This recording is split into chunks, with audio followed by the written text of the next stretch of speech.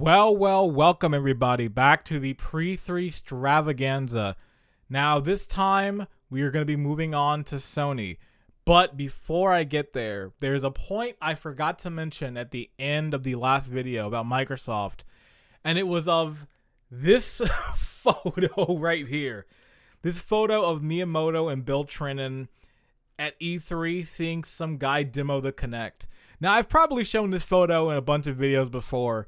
But even then, you know what? It's always good to see again because this photo is just it's really good. Just Miyamoto's face says everything you need to know about the Kinect. It's like, Miyamoto is accepting of a lot of things.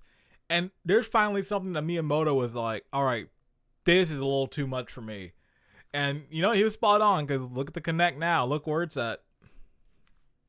Yeah, Miyamoto's not wrong. But Microsoft decided it's time for Sony. Now, this 2009 conference, I don't actually remember too much of it. The only thing I can kind of think, I was really trying to think before this, what they maybe have showed in this kind of 2009. The only thing I can kind of feel like they might show off is I think this is the Move era conference where they finally revealed the PlayStation Move wand. Because I remember, I think this was the motion control year where it's like Microsoft had Kinect and Sony had Move. So, I don't know.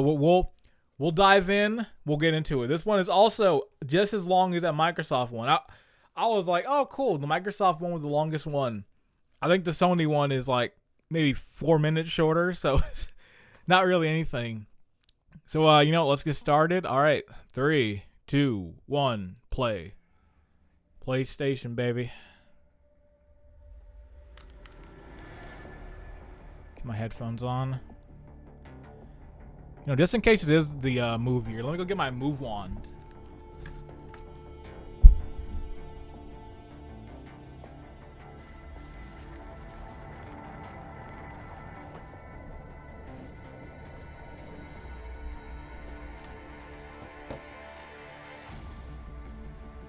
Never hurts to be prepared for these things, just in case I am. But I got them right here. I got these stupid controllers. Alright, I'll put them for the side. PS3, good system. I think that's the PS2 Slim. PSP, another good handheld. PlayStation Network, slow. Hey, it's all the things that Sony was trying to get rid of this year. Alright, PS3 store, that's gotta go. Vita store, that's gotta go. Bayonetta, the worst port in PS3. God of War 3, classic. Just Cause 2, that's good.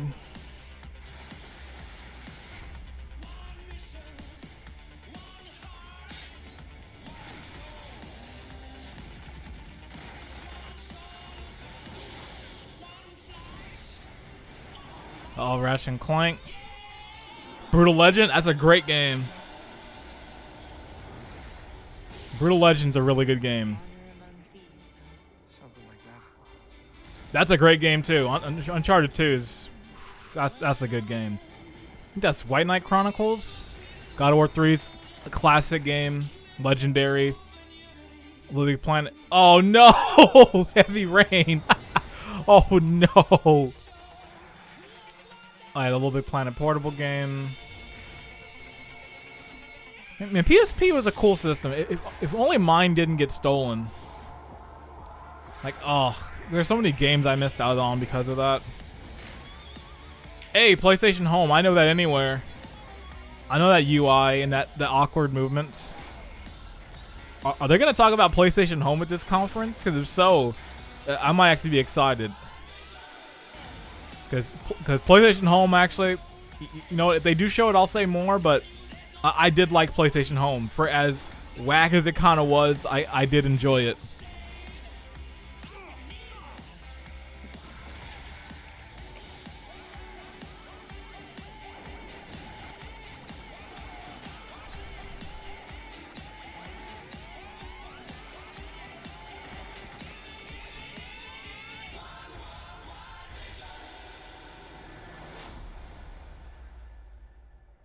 The PlayStation family. I still want a PS2 Slim. Like I've still got the beefy like launch PS2 here. Please welcome your host, Jack Tretton. Hey, Jack Tretton. He was actually a pretty good CEO. Jack Tretton did a good job. From this era, PlayStation was pretty good when it came to like the CEOs and all that. So Jack Tretton did really good, and then Sean Layden especially. That dude did really good.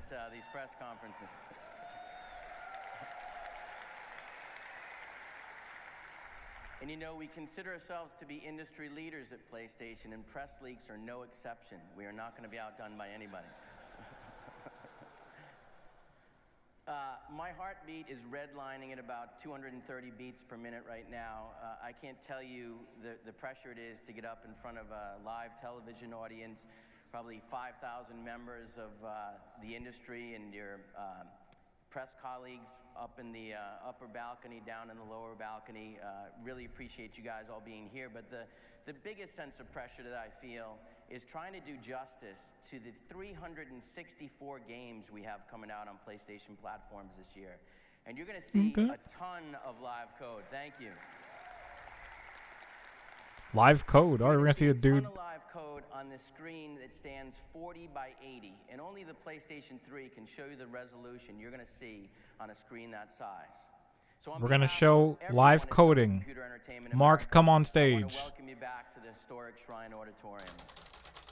You know, we constantly have to remind ourselves that despite all the pressure, we're in the entertainment business. And if consumers are spending valuable and limited spare time on our products, then clearly we're being successful. And we're going to show you this morning why PlayStation is going to continue to be the mainstay of this industry. Wait, was it? We've been committed to groundbreaking innovation. Actually, yeah, it might have been morning. This was the era when Sony actually went in the afternoon. They went really early. So yeah, it was actually morning or so for this. It wasn't until like a few years later when like PlayStation started going more towards the like 6 p.m. slot. As the only player with 3 successful platforms at once, we provide an entertainment experience second to none. Something for every taste, every budget, and every need. Every budget. PS3 was $600. Total retail sales for the industry in 2008. It was a record year of growth and momentum for us, and it's just the beginning of what we expect in 2009. But not wrong about like there's a game for every single like person out there. I said that in that PlayStation video last month. Cause you'll see some like crazy RPGs, then you'll get like your Western shooters, you'll get your puzzle games, and this was the best lineup on PlayStation to date. they got options on PlayStation. Some of the industry's biggest titles are coming to PS3. Titles like Modern Warfare 2. Was a good title. I got it on that system. I got it on PS3. I got it. That's a great game. Batman Arkham Asylum. That's a great game. That was my second PS3 game. Rock Band Beatles. Loved it. And I love many more too. Yeah, it's a good game. In 2009, hey, I was playing some games in 09, honestly. Looking back at this. Now let's get started with the PlayStation 2. Well, Xbox, I was like, oh, I didn't play that many games here. PS3, you might be seeing like, oh, I played this game, I played this and that. Has been phenomenal. Last month's NPD numbers were impressive. And look at this, PS2. In 2009, they were still supporting PS2. But PS2 was still getting supported for years after this, though. But what's really amazing is that we did it in its 9th year. A true testament to why we talk so much about the 10-year product life cycle. And now we're far gone from that. Now it's only 6 years. But I don't think there ever will be a console like the PS2 ever again. That was just one of those systems that just, it stood the test of time. Like just looking at from like the first few PS2 games to the ones that came at the end of this generation, like there is some crazy stuff, just like how much they pushed that system and how much it could do. Oh, and man, for $99, like shit, I'd get a PS2 right now. I still need a Slim. Including your favorite franchise. Guitar Hero 3, I got that. Rock Band, got that. Every time you see somebody purchase PS2 hardware or software this year, today's PS2 owners are ultimately tomorrow's PS3 consumers. And shit, I was still playing PS2 at this point. 'Cause I remember Persona 4 came out in 08. So I was still on PS2. Like, I had to... Like, I didn't get a 3 till this year. Till 09.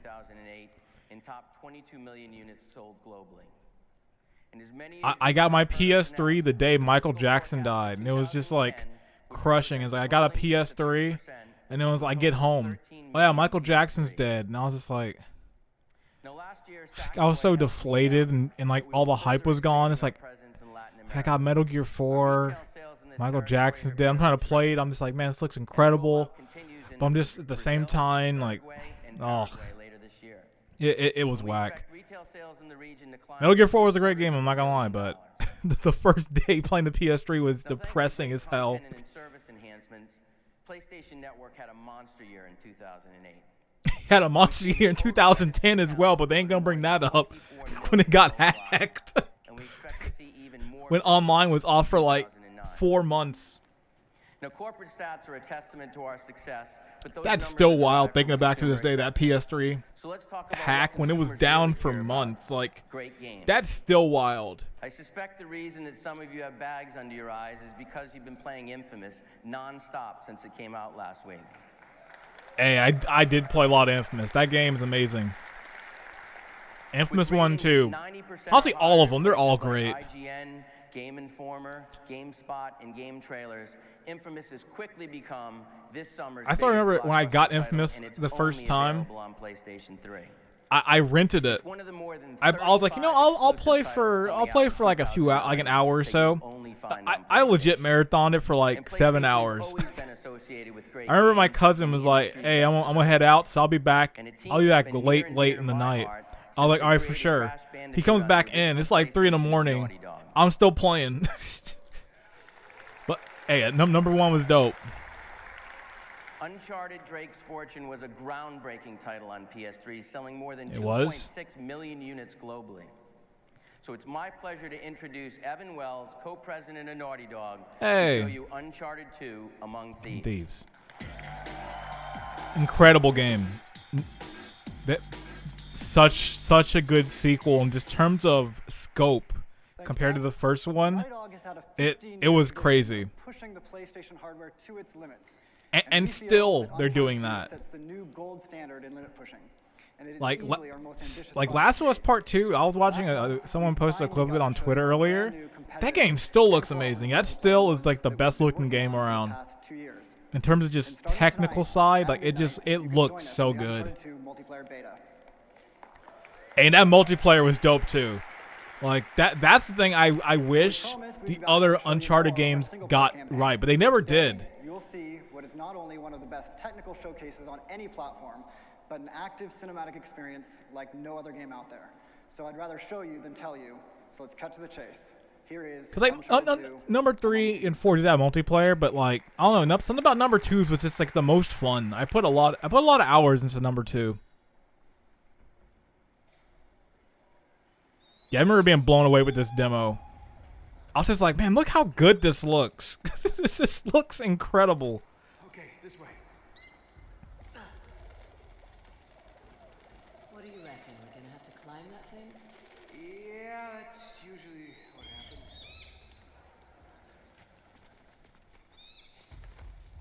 Oh, it's like, you know, it's a demo because yeah, they're crawling up slowly. It's like no single human who's played this game is crawling up slow. They're just jumping.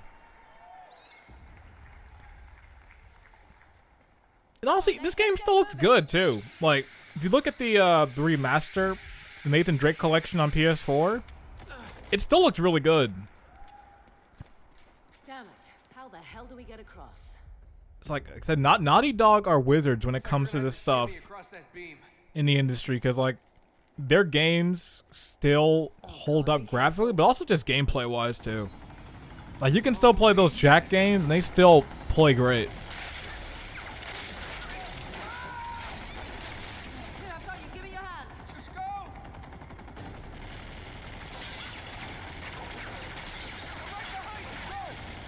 This was the game where it started like the Uncharted set pieces, where it became the staple, where it's just like, all right, each game is gonna be a crazy segment, where just stuff's just going nuts.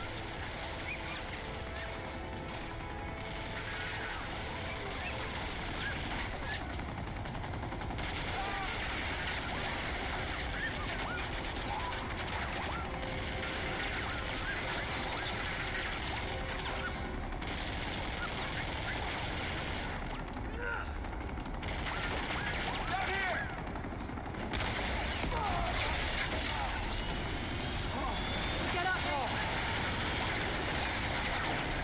You okay? Yeah, this game was really good. Like, there's not too much to say on it. It's just like it's a fantastic game. Naughty Dog was already cemented for me as a great studio, just because I love the Crash Bandicoot series, I love the Jack series, but Uncharted 2, where I was like, man, they can really take a whole different genre and do just as good, if not better.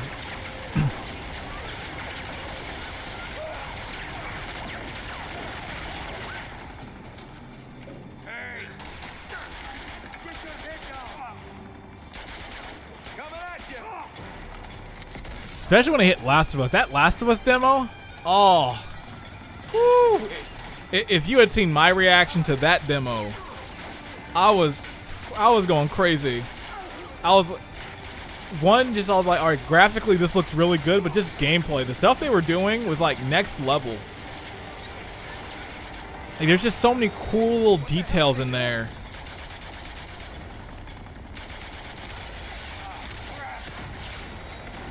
And I thought this part was insane right here, where the stuff is sliding. It's like when they start going down and then like parts of the room are going, I'm just like, you didn't see anything like this for a good minute in games. So it was just like, man, PS3 is doing this. And to think that it got crazier as PS3 went on. There was like games that push it even further than that. We were almost in that. But as Naughty Dog, they can push a system. Like, you better believe when PS5, when it gets to the end of its cycle and Naughty Dog makes a game on it, So be sure to check it's out going to be the Power best looking Up game on that system. Thanks, Jack. And it's just going to push technical stuff to a whole different level. Like, they're really good at that. How cool was that? It was really cool, actually. I think you'll all agree Uncharted 2 is one of the best looking games we've ever seen. Oftentimes you hear us talk about only on PlayStation. It's not just a quantitative statement. More often than not, it's a qualitative one. It means only possible on PlayStation. That's a theme you'll hear us talk a lot about today. I'm excited about this next game, not just for one reason, but for 256 reasons. This is Mag. We introduced Mag on this stage. Yep. Mag. Today, Remember we'd like Mag? to show you the first public unveiling of live gameplay. Here to show you Man, this I remember at the massive game time is being Andy so Bowman hyped of for it. I was just like, the Super concept's Andy- kind of alright, but the execution didn't work out well. Like, it did what it did. Like, they said, alright, you're going to have 256 players on it. It does do that. You can play with 256 people, but was it great? Not really. I thought it was just like, alright. All I'll say I remember is that it took me like 3 days to download and install. Still to this day, it's like, I've not installed anything just as long as that. 256-player mag battle. So now, before we start, I want to remind you that every action you're about to see or hear, from the distant chatter of a machine gun being fired by a developer in Seattle, to an airstrike called in by a tester in San Diego, has been triggered by a real player. Now, the battle you're about to watch is a Raven assault on a Sever fuel depot. CJ Heine, Mag's lead level designer, Like, is acting man, with their squad that's leader. all I remember with this game was just how long it took to Take a look at install on my CJ's 3. command network interface It was like and get a installing. feel This for may the scale take of a this few battle. days. It's like, wait, CJ's days? squad What? mate, along And I had to with leave my other squads PS3 with the online two, for must hunt days to your aligned download it because I had helicopters, terrible internet secure a speed. forward landing zone, and push forward to the heart of the enemy facility. See, I feel like a game like this, maybe try it nowadays. Now, internet infrastructure's a bit better, at least for PS4 and 5 and Xbox and that, especially with PC. Like, bring something like this back. You could actually do something probably most of whom a are currently bit undetected. better with it. So to start his assault, CJ is going to use one of his squad leader command abilities to call in a recon UAV to scout out those enemy locations. UAV inbound and on target. Now, unfortunately, the enemy has an anti-aircraft battery that's up and running, and it's going to shoot down his airstrike as it comes in. So he's going to have to go in with a little bit less information than he hoped and go from there. So these are all the squad members we see on screen that are up here on the stage today. They're going to move out. Siege is going to assign the first objective to his team, which is to assault a bunker. This bunker serves as a forward spawn for the enemy, so if they can destroy it, they'll manage to push the defenders back farther into the heart of the base. This is the most. I haven't seen Mag in like. It's been a good minute since the game like really came out and they had that beta. That is one thing I will say. I only played the beta. I never got the full game because I played a good decent amount of the beta, but then I was so done in from that initial install that I was like, nah, I'm good.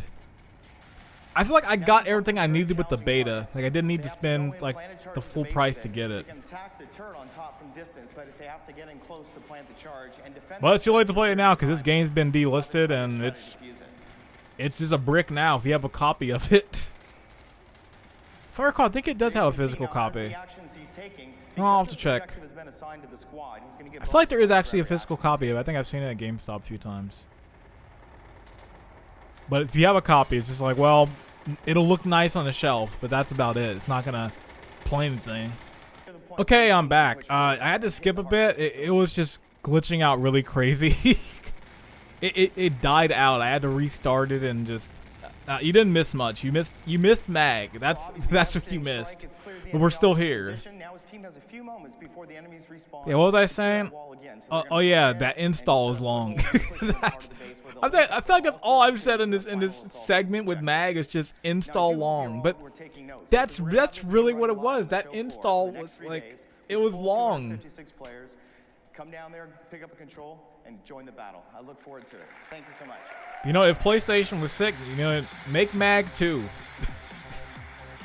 Get the team that did Player Unknown to do Mag 2. Some to that degree. We've had 100 players. Go 250. Go crazy with it now. Thanks, Andy. I know we're looking forward to Mag making its debut on PlayStation 3 this fall. So let's go. Audio? So let's go. Someone in the production team. There's always somebody messing up. When the PSP first came out 5 years ago, it was designed for portability and multimedia consumption. Over time, except if you live in the year 2021, because we are getting rid of everything on it. Have continued to improve with it. We've had everything from applications like Skype and internet radio Skype. to 400 PSP titles in North America alone. Yeah, I'm really trying to hit up my homies on my PSP. PlayStation Portable features blockbuster titles like Crisis Core, Final Fantasy VII, yeah? Star Wars Battlefront Renegade Squadron, Madden NFL 09, and of course, God of War Chains of Olympus. Okay. You lost me there for a little bit, but you got me back. Okay. Deeper and more engaging portable experience. The PSP has no equal. I still want to get my another PSP again, so I can pick up some of the games I never got to. I know I could always emulate them, but it's like, I want to have a physical PSP again. That growth has been fueled by content offerings we've bundled with PSP. I also want a Vita, but that's a whole other story for a whole other video. We announced a variety of entertainment packs for PSP, including bundles with Rock Band Unplugged coming out next week. I did not like that game. Will be launching on August 25th. Good game. We'll follow that up with Assassin's Creed Bloodlines coming out on November 10th. Like the few times I have played the city, it's been good. Yeah, Rock Band Unlimited, I did not like that. I'm like, shit, I'll just play Amplitude. It's the same thing. It's like, I'd rather just play regular. There we go. That's what I'm talking about. That's the system I want. I love how that Hannah Montana announcement got more hype than like Crisis Core or any of these other games. And Rock Band. Not to mention a lot of great movie and TV content from partners like Disney and Nickelodeon. Yeah, I remember. Oh, they're gonna put them on Not only do we have UMD something disc. for everyone from a content perspective, but when paired with PlayStation 3, PSP is in a class. I still have a few of those like and it's a movie true discs game for the changer PSP. industry. To tell you more about this vision, I'd like to introduce the president of Sony's Network Products and Services Group and the president and CEO of Sony Computer Entertainment, Kaz Hirai. Uh-oh, hey! Kaz. Rest. I was about to say, wait, I was about to say rest in peace. The dude's not dead. He's just gone from Sony. I'm wrong for that. Thanks, Jack. I'm really excited to be back here on stage here at E3. I was part of the crowd last year, but I couldn't resist the temptation to be back. And he's still in the crowd sometimes too. I forgot what showing it was. He was there in the audience. So PlayStation grew from infancy. I'm really wrong for that. That was the worst misspeaking of all time. And PlayStation R.I.P. He's not dead. He's just he moved on to some. Lead the increasing comfort consumers have with digital technology. And 2 years ago, we sought to understand more about how consumers were using that digital technology. So naturally, we went on the road, visiting with publishers, developers, and gamers to ask how we could make the PSP better.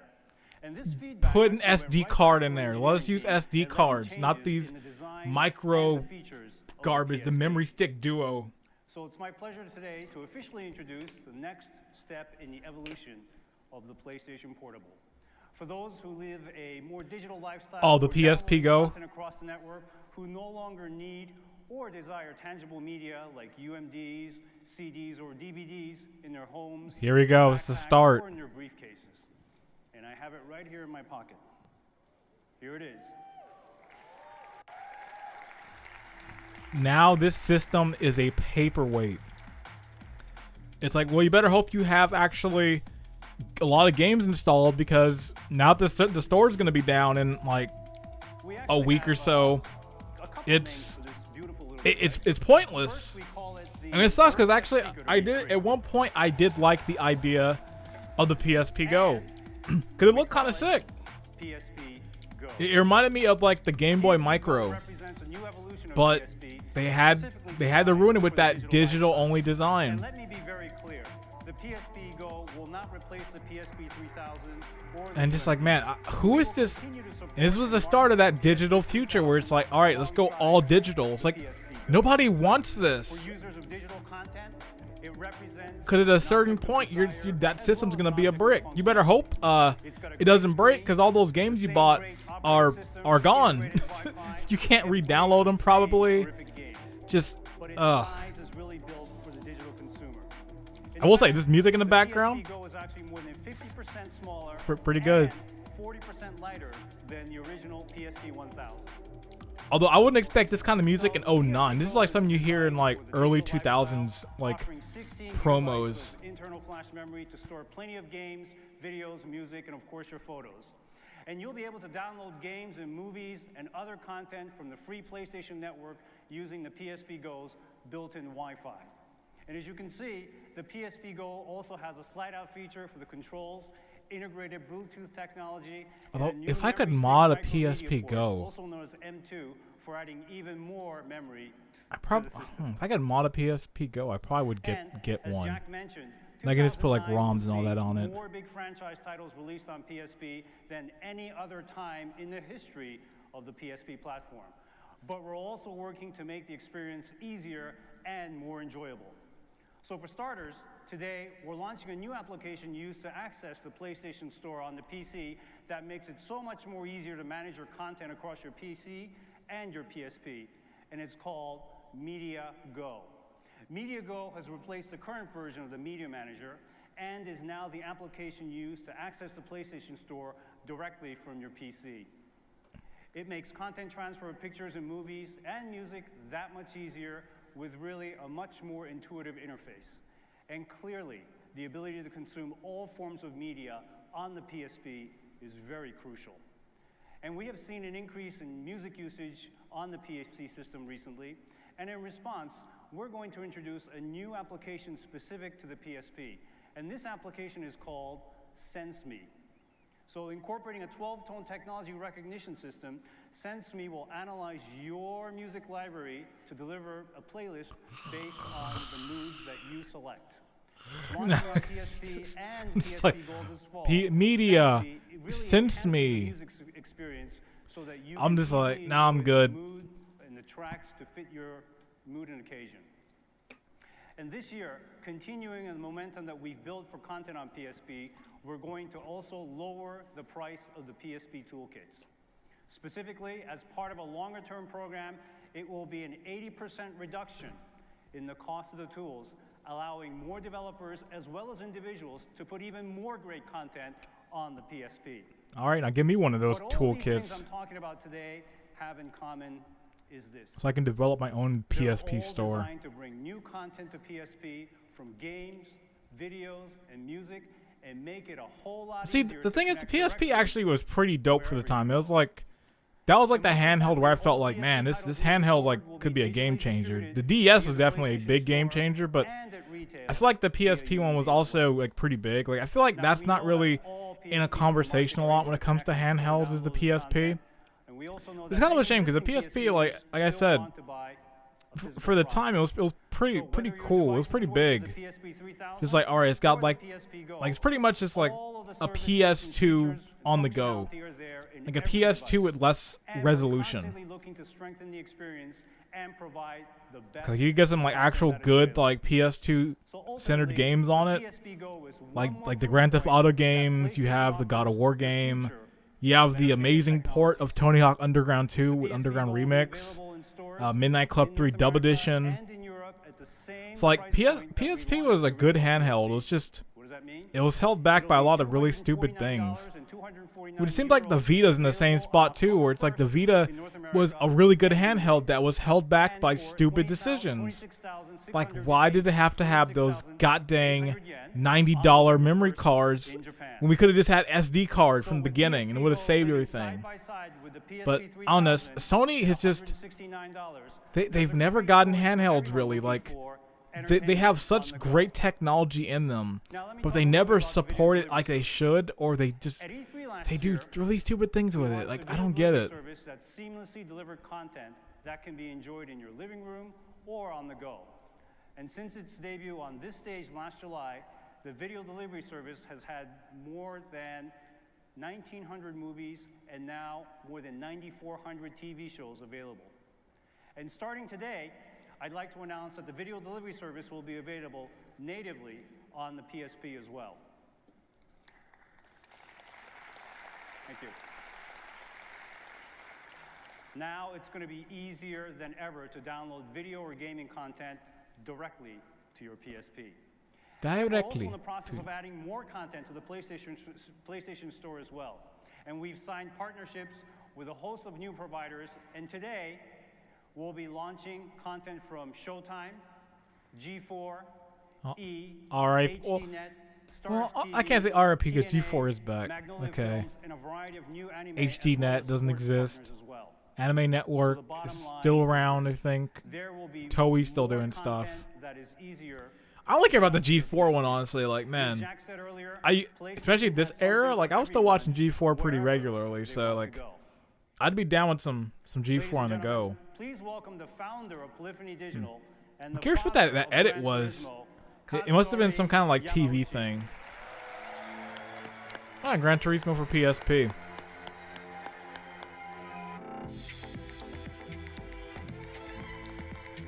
Good games. I do like the Gran Turismo games a lot. 皆さんにですね、今日、この場で本当に長い時間、お待たせしていた、グランツーリスモ PSP の How long did it take for this one to come out? 光栄に思ってい I ます。 always, my thing is with the Gran Turismo games is sometimes they take a while. Very honored here today to be given this opportunity to announce Gran Turismo PSP that I know everyone has been waiting for so long. ですね、今ここで実際にグランツーリスモ PSP が、動いています。 As you can see here, Gran Turismo is running on the small PSP Go. 小さな小さな、PSP GO ですが、中に入っているグランツーリスモは、フルスケールのものです。 The PSP Go is a Okay, very, it very did small come out in compartment, 2009. but what the Gran Turismo that's running inside it is a full-scale Gran Turismo. 60フレームパーセカンドで動いてますね。 It's running at 60 frames per second. 簡単に、グランツーリスモ PSP の内容を皆さんに紹介しましょう。Now I'd like to take this opportunity to talk a bit about the game. まずゲームのスケールですけれども、このグランツーリスモ PSP には、800台以上の、車が収録さ I れ do like that he said it's running at 60 frames per second. See, at least when it came to the racing games, they always had to respect, all right, we want this game to actually play smooth. 800 cars, 35 tracks, and Because they easily could have been like, we want to make this look good, and it's going to run like ゲーム garbage. モードについてはですね、 It's 例え like, ばシング no. ルプレイヤーモードでは通常のレースに加えてタイムトライアル、それからドリフトトライアル、それからグランツーリスモの伝統的なゲームモードと言ってもいい。 I really want to like play a Gran Turismo game. I haven't played one since Gran Turismo 3 on PS2. I might have played, I think I played like one of the, they had like a beta on one of the systems. I can't remember which one it was, which Gran Turismo game was exactly. But I really want to check one of those games out again. in that respect, though it's running on such a small piece of hardware, this Gran Turismo PSP actually offers a full-size Gran Turismo experience. This is not a shrunken down subset of the series. それからですね、この持ち運べる、プレイステーションポータブル、ならではの機能として、アドホックモードを通じた、最大4人までの対戦機能があります。In addition, we've added features especially suited for a portable system like this PSP that utilizes the ad hoc mode, enabling you to race together with up to 4 players. If only I knew three of the people who had PSPs and PSP Goes and this game. I think in my life, I only knew like people I was actually cool with. Wait. And another feature that is also geared specifically for the PSP is the trading and sharing of cars. Man, I don't think I even need. I don't think I can even use 2 hands to count how many people I knew who had PSPs who I actively wanted to actually play with, or who would even have games for multiplayer. Now Nintendo DS, I knew a lot of people, but not PSPs really. It's kind of like me with the GameCube link cable. It is so weird. I feel like I'm the only person who has that link cable. I've met a lot of people over the years, and I've asked them like who've had GameCubes, like, did you have that link cable? And they're like, no. I'm just like, was I the only one who bought it in this area? Because I really have not met anyone in this area for years. I've been asking this question since like middle school, high school, and everyone's like, oh no, I never had it. I'm like, you didn't play all the Wind Waker right then, because you got the cool, you didn't get to use the Tingle Tuner. You didn't get to play Crystal Chronicles with multiplayer. I still get to play that game multiplayer because I never knew anyone else who had a link cable or who had the Game Boy Advance who would actually want to play the game with me. It's a sad world. It's a sad world. Well, back to Gran Turismo, because this isn't about Crystal Chronicles and link cables. We have many Gran Turismo PSPs on display at the E3 show floor today. Ah, see, they have a lot of Gran Turismo PSPs on the stage floor. That Gran Turismo is really up and running on this compact piece of hardware. 最後にですね、僕らポリゴニデジタルが、グランツーリスモ PSP についての、ビデオを、作って、用意しています。Alright, we're gonna see a video. それを、皆さんにご覧いただきたいと思います。 Because I think I heard video somewhere in there. ありがとうございました。 And finally, I'd like you all to take a look at a video we've prepared for Gran Turismo PSP to show everyone. And thank you all for your time today. Arigato gozaimasu. Alright, let's see it. Knowing its polyphony, it's probably going to still look good on PSP.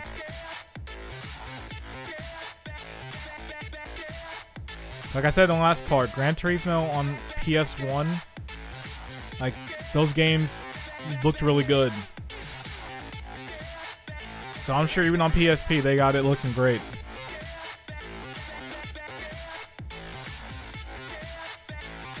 I just like, it's like he said 60 frames per second. It's like, nice. 'Cause I feel like for a lot of conferences, they would never really say frame rate stuff.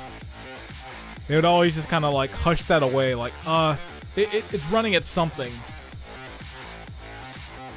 But now we're at a point where everybody is more technically involved with these things, so now they can actually say frame rate and resolution and technical terms. People will always be able to understand what it is. We'll say the little things they're showing. They're not showing it heads on, but you know, it did look good. I want to see it like in action, but I'm sure it looks fine. Like I said, it's polyphony. Like they do good job. they do good. They do great work. I want to say they do good job. It's like, what am I, caveman? Like, they do good job. It's like, get it grammatical, John. Come on. It's really no wonder They do that good GT job. titles have sold more than 52 million units worldwide and have really helped to define the PlayStation brand as best-in-class gaming. And we're looking forward to the industry's best driving experience coming to the PSP this fall, October 1st, to help celebrate the launch of PSP Go. And now, quality and authenticity means everything in this industry, especially when it's coming from the Metal Gear Solid family. Yeah. That's what I like to hear. Metal Gear, you got me intrigued. Now it's just, actually no, maybe this isn't Peace Walker. I think Peace Walker is a bit later down the line. Either it's Peace Walker or it's... No, I don't think they would show like Acid in that, or Portable Ops. Oh, just a sizzle reel. The Big Planet game. Never played that one. Oh, Lost Frontier. That game's whack. They shouldn't even show that. That's not worth showing at an E3 conference. That game sucks. Oh, what a waste of time.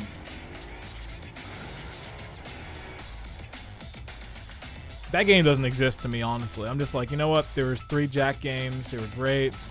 That's it.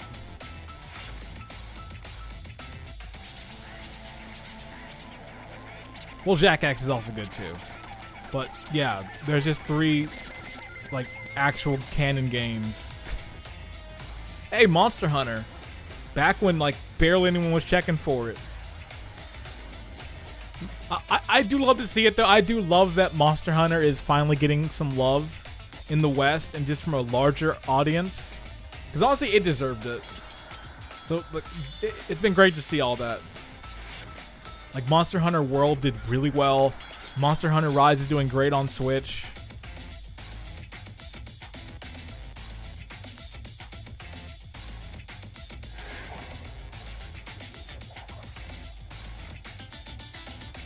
What's that? Eye of Judgment? The PSP version? Like, ain't no one checking for that card game. What's next? Show the Dragon Ball Evolution game. Show that fighting game. You know, you're just showing everything now.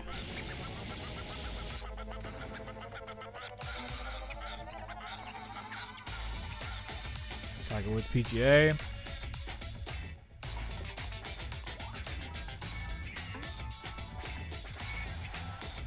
Football. Push-ups.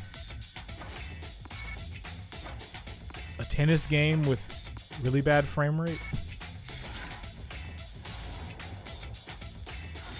A turn-based RPG. It's like, alright, you're showing me some stuff I like now.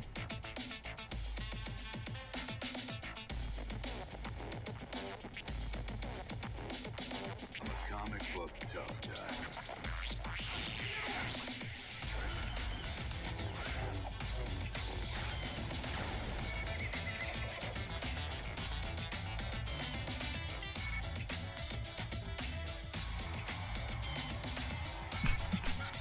Ain't no one playing that game on PSP. They're playing it on PS3 because they want that easy platinum. That's the one. Like, some people who are like platinum, like collectors and that, they always go for like that one. It's like, really? Do you really want that shameful one on your trophy list? It's like, it's not worth it. And speaking of things that aren't worth it, Rock Band Unplugged. Like, oh, I just can't do it. It's just like, yeah, the fun of Rock Band is like having the guitar and the buttons or drums and singing. Like, what's the fun of being like, all right, you get to hit the buttons and do that? Like, just play Amplitude. It's the same thing. And it's way better. A lot of content and services we've been talking about have one thing in common. They're all part of the PlayStation Network. PSN comes to E3 with momentum on our side.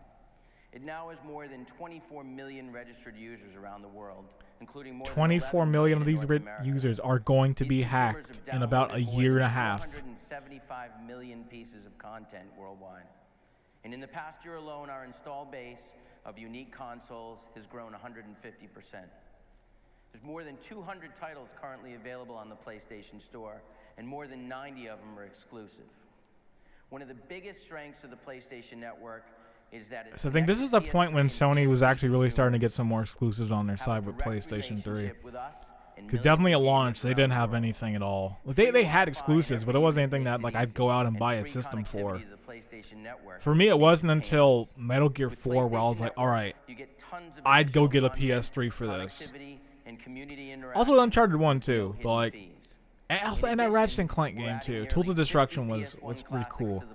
But this is when they started, like, I think the momentum is when they started to actually go where they had a lot of top class exclusive stuff.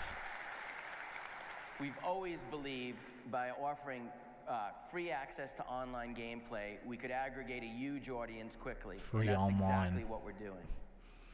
One of the other things Rest in we're excited peace, that about on idea. PlayStation Network today is the rapid growth and the momentum of PlayStation Home. As you all Hey, know, there it's he- an ever-evolving 3D I said I liked that PlayStation Home. represents the As PlayStation stupid as it community. is, Home was kind of For legit. PS3 users to meet, chat, share, and launch into gaming experience. I was one of those guys who was actually kind of sad when With more PlayStation than Home went. 6.5 million people worldwide, Home has quickly become the de facto standard for the world's console gaming community, and it's only available and only possible on the PlayStation 3.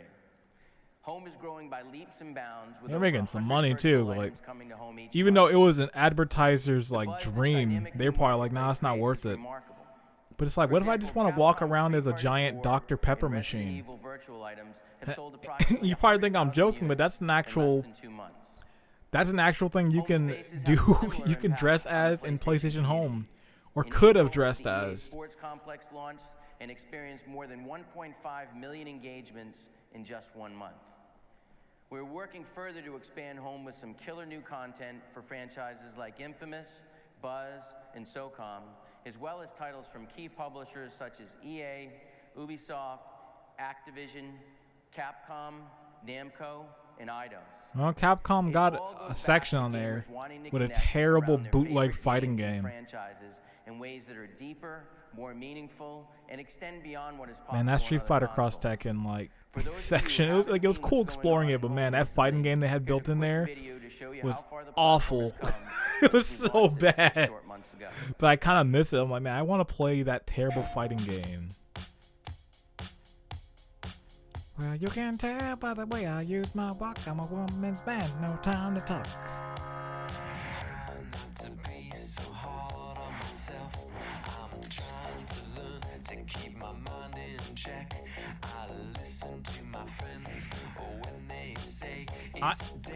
At the office, I'm Margaret. At home, I'm Chun-Li.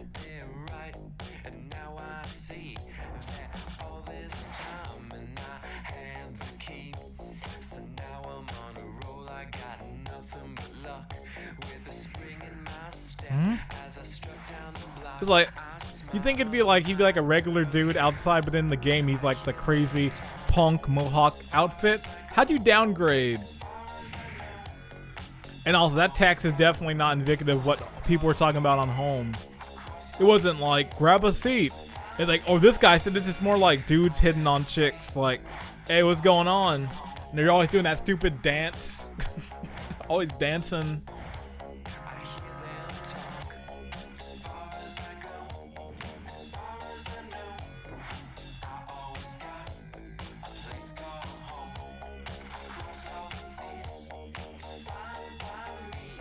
I did like when they had the movie theater. I remember one year they had Evo that was streaming it from there, so you could watch Evo in PlayStation Home.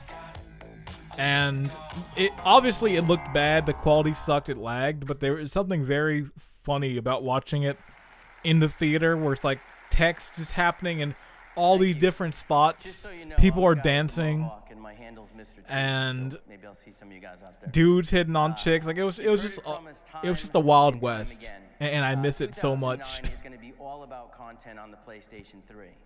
As I said at the It's like, beginning of the PlayStation, please bring it back it's virtually in some impossible form. to do justice to all the great content coming to PS3 this year. So we're going to roll a video that shows off a sample of what's on tap for PlayStation 3.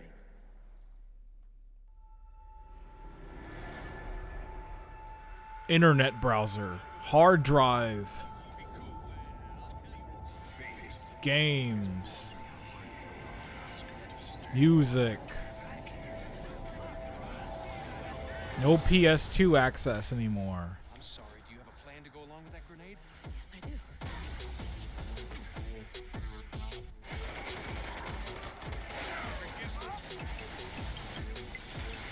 do. Infamous 1, great game.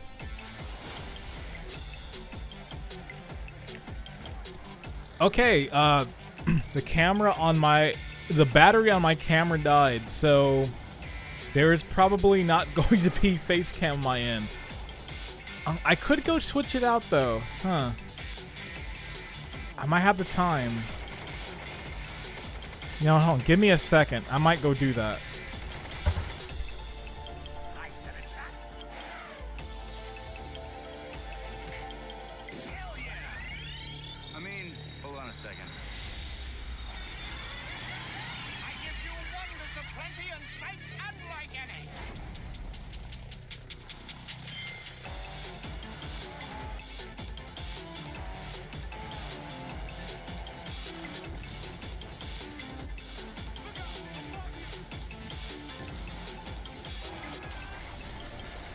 You must be Genshin. The bloodline of the Dragon Ninja ends here.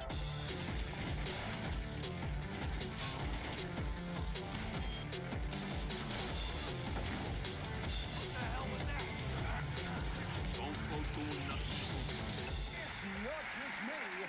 It is getting hot in here.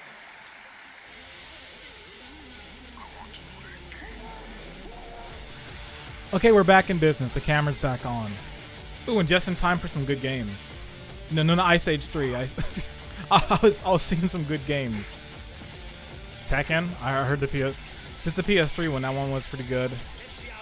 No, I think that might have been Tekken 6. I don't think it was Tekken Dark Revolution.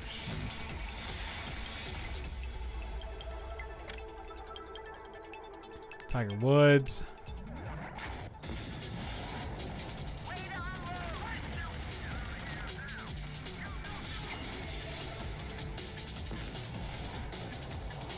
Why are you showing that? Guitar Hero Van Halen, boy. Why are they showing like that hamster game? So it's like this is what we got on Cork. And look at this, like this alien game. Like, stop showing like don't even show Heavy Rain. It's like, come on, they had me in the beginning with this showcase. We're like, why are they showing all these like weird children's games? Like, you're supposed to be showing top of the line games. What's coming to your system?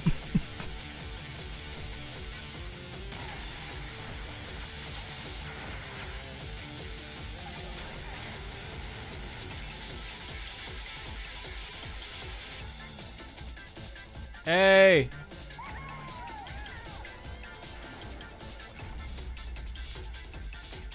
I forgot the name of that zombie game. I think that's the one it was. It's that the twin stick shooter one.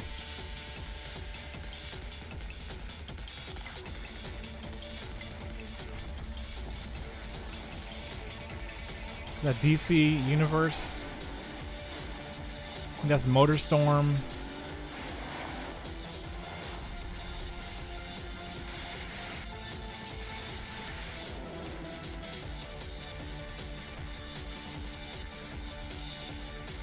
I think that's Little Big Planet 2.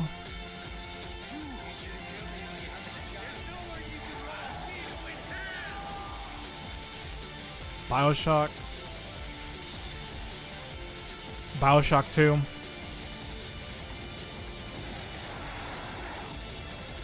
Crack in Time. Great game.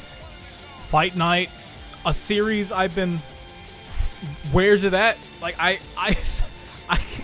I've been wanting a Fight Night game for so long. It's like why is EA just like, nah, boxing doesn't exist anymore? It's like, come on, give us a boxing game again. It's been too long. And, you know, besides those children's games that they had there, you know, good lineup. Games in there. From Infinity Ward's Modern Warfare 2 to Capcom's Lost Planet 2, which will be shipping in early 2010. That game didn't do that well. We're proud of the fact Well, it probably that did do well, but 15 years, the greatest franchises in the industry have been synonymous with PlayStation platforms. For more than a decade, Rockstar Games have been delivering unrivaled interactive experiences to fans all over the world. 2009. Grand Theft Auto, Bully, Midnight Club, and Manhunt all began on PlayStation. No, I don't think they. Today, it wouldn't be we'd like Red to Dead. announce a new property coming from Rockstar North. It's called Agent. Oh, It will be exclusive to PlayStation. This game. This game never came out. I don't know what happened to Agent. It's funny because people still bring this game up. They're like, Agent is coming this E3. Rockstar's finally going to announce it. It's like, dude, give it up. This game is not coming. I think this is the first and like last time we ever heard about Agent. You're all aware of the impact GTA had on our platforms, and we expect Agent to have the same must-have value. Now, Ubisoft Assassin's Creed is a franchise that took the industry by storm in 2007. Oh, I guess there's going to be no trailer for it. But yeah, nothing came of Agent. Welcome Sebastian Poole and Patrice Desilets from Ubisoft to show us Assassin's Creed 2 on PS3. And now PlayStation is trying to act like Agent, trying to pull an Agent on their older systems. Just forget it existed at all. Just like, if we just don't bring it up, maybe they won't bring it up. To be here to present you Assassin's Creed 2. One of the best games of the series. It was probably this and Black Flag. I really like number 3. I know that one gets a lot of hate. 3 was good, but number 2 was such a step up from the first game. Like, just in terms of character and story, everything was way better. Like, Ezio was a much better character than Altair. Because he actually was a character. AC2 starts right where AC1 ended, with Desmond Miles using the Animus machine to relive an ancestor's life. But this time, he will experience a different time period, the Italian Renaissance. Ezio, Leonardo says that the machine is ready. It's at the top of the tower. It's you! Meet Desmond's new ancestor, Ezio. Io auditore fa frenze. The Italian Renaissance gave us the perfect setting to exploit what was so great. I love this game. This game's great. I have nothing bad to say about it. It's really good. I wish the remaster wasn't terrible because I'd love to play it again. But if I can find like a copy somewhere of the original version, I'd probably just play that one. Or find a PC copy, honestly. We've constructed our game, around someone who isn't an assassin at first. But who will learn to become one with the help of some friends. Leonardo da Vinci is one of those friends. Ezio will use him as his own personal inventor. Leonardo will make him weapon upgrades, gadgets, and machine, like we have here, his famous flying machine. I kind of miss this era E3 demos where it's like they had the dev on stage talking about the game.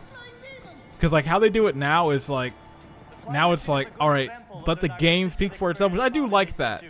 But for certain games, I kind of like the thing of being like, all right, this is the game. Here's what's different about it, and let me go in detail about it, or give even more extra details in there. Like, well, you can expect to find this and this many things more in the game, in the final release, or we're gonna have this and that, and there's over this many things. Like, I kind of like that kind of demo. They both can coexist. There's not a wrong way of going about it. Both are great. But you definitely don't see this type anymore that much these days.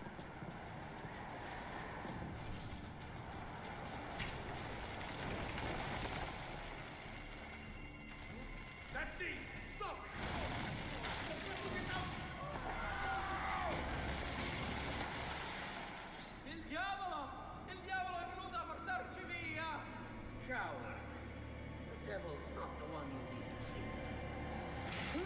Tell him hello for me. I know you're here. Assassin! Show yourself! Or are you afraid? No, not really. Also on giving more assassination techniques to Ezio, making him even deadlier than his Crusades counterpart, Altair.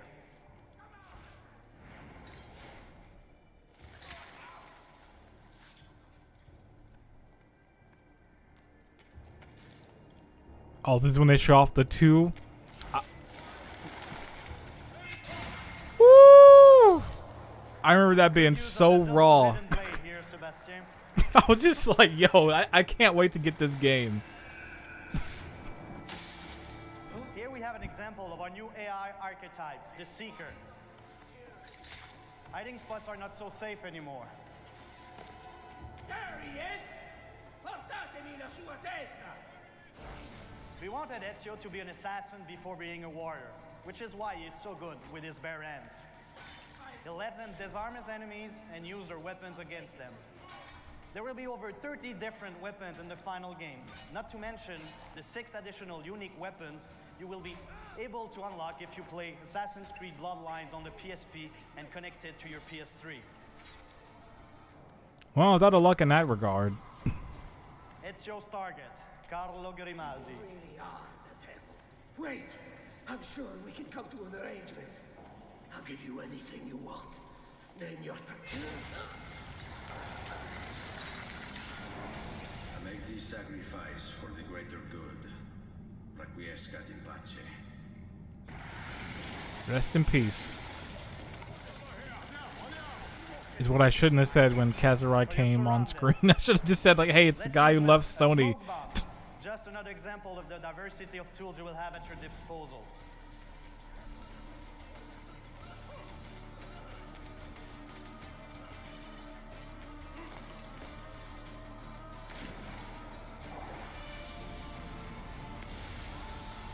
Good game.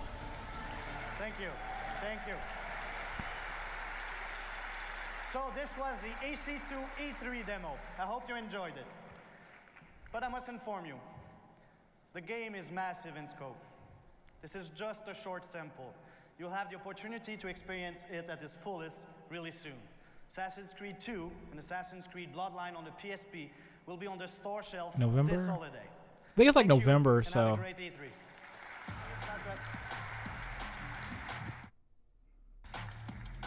It's a weird cut. Thanks very much, Sebastian and Patrice. Clearly, the interoperability between the PS3 and the PSP is a key component to franchise extension.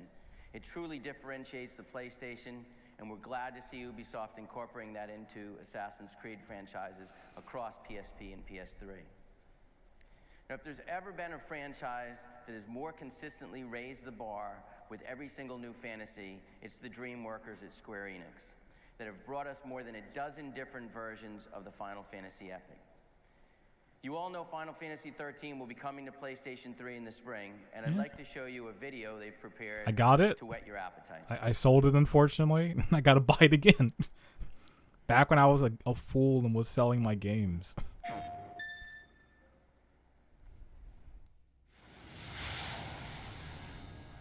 The whole world was against us.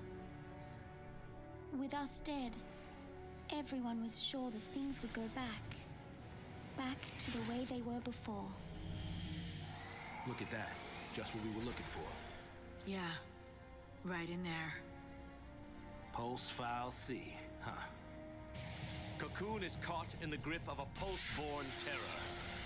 These pulseless sea threaten our very way of life. They must be eliminated. Oh, God, I'm back into it again. That was my one thing with the plot. It's like, there's a lot going on in this game, and a lot of it's behind the scenes in like the little glossary. When you start getting into the falsy and the pulse and the pulsy and all this other stuff, it gets really complicated. There's some parts I was definitely confused when I got through the game. But like I said in the last conference, gameplay-wise, this game threw down. I really liked the actual turn-based combat of the game and just the systems they had for it. The music was great. And I like the characters too. The characters were really good. It was just the story I had my issues with. What are you doing? So what are you afraid of, huh? You're supposed to be the hero. Just say it! Any Lassie. Anyone who might even become one. They all ought to be wiped off Cocoon. The only way Does it play a battle theme? is to take out the postless sea. Ends with us dead. Yep. The whole world's out to get us. I can barely keep myself alive, let alone some kid. Just leave the rescue to me. Battle theme in this game was good. You want to help Lassie? They're the enemy. As far as Fal'Cie are concerned, humans are tools. I'm not gonna die for one of them. So, what do we do? Destroy it.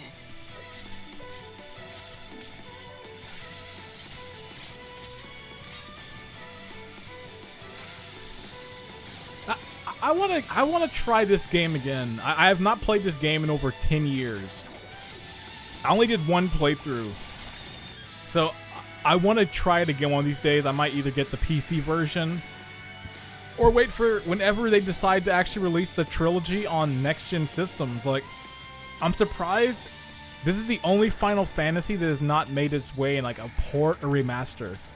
All the PS2 ones have been remastered. The PS1 ones have gotten ports and remasters, but not this one. So I don't know. Hey, where you going? And I feel like if I buy the PC version, like a week later they're gonna reveal a PS4 port. So I'm just gonna wait. So someday I'll get to play it again. Cause I also want to try the sequels out. I heard like the sequels were much better. Like Lightning Returns seems like a really good game. Someone described Lightning Returns as like Majora's Mask style, and it's like, all right, you got me there. Work on the title that comes after that, and I'm proud to introduce and show the first footage anywhere of Final Fantasy XIV.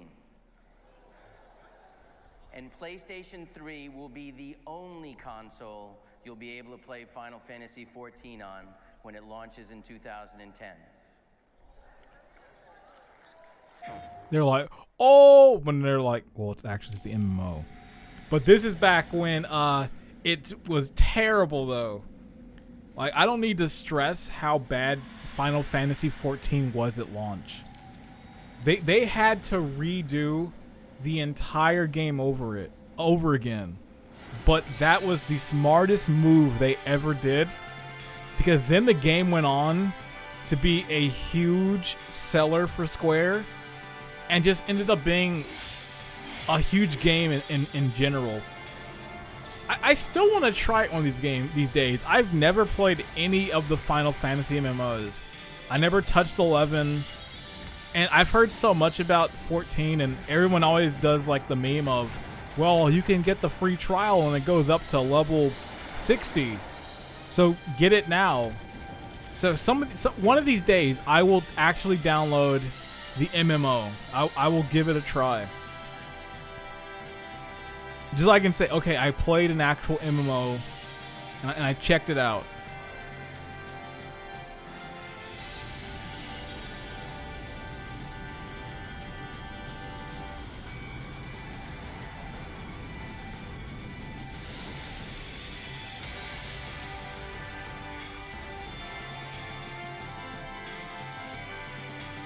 What a sign of a game like having a disastrous launch and bring itself back full circle. Like, that needs to be like a documentary on that. Like, just of the whole development cycle of that game to where it was then to where it is now. Like, that'd probably be a really interesting story. We've shown you titles for hardcore gamers, teen and tween girls, and everything in between. On all three platforms. You know who I'm wrong. We're not just here to talk about what's coming this holiday season, but what's going to keep everyone excited for the next few years. Motion-controlled gaming has been a phenomenon that's been attracting a great deal of consumers the last few years. And we know a little something about this space as we introduced the first true motion controller back on the PlayStation 2 with iToy. Hey, the Kinect! Shortly after the launch of PS3, we introduced the next-generation camera that was designed for both gaming and video conferencing via PlayStation Network. The all balls, no theory camera. Will continue to grow in many ways. Love it, like this technology we invented, a webcam. It's not. It's like really, like, you know, webcams have been around since like, man, like shit, the 80s maybe when they were popping off, like in the beginnings for like early computers. Probably more into the 90s, but I feel like far in development, like there have been like small variations of webcams or something like that. Thanks, Jack. It's been a few years since I was up here on the stage at E3, showing you the first true motion controller, the PlayStation 2 iToy. As an engineer, Man, is there footage of that? I want to see that conference where they revealed the iToy. I want to see a guy washing the window like that one game there. We've been hard to work on there. this interface technology for a few years, and our goal is to add to the PS3's interactive capabilities. We want to enable a completely new set of experiences for PlayStation 3. So, what I have in my hand here is a prototype of a new controller. Its final look will change, so I want to stress this is an engineering prototype. Yeah, the final look will change. The only thing that's different is that like it has like a more like thinner top to it, but like looks the same. And to think in the year 2021 we're still using these stupid move wands for VR.